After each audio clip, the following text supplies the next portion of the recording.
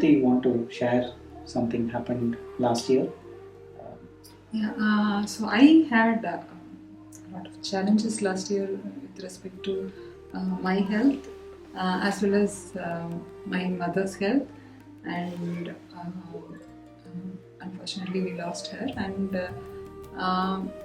so it took a while and then overcome the loss, and this when we playing card games, little bit of slowly made a lot of changes.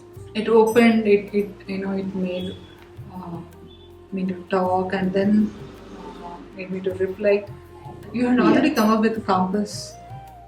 That was there. So one important aspect of the card game was it involves some kind of making your subconscious mind feel relaxed, and the card says something you need to release it, and something you need to apologize, as in you forgive yourself. There are many subtle aspects which I used to call hear me skills. So those were all baked in the card game, and actually it also gave me an opportunity to understand Sumathi more, the kind of challenges that she was facing in HP and prior to be starting Acton Magic and all, right? So running a family is different, and running a company is different.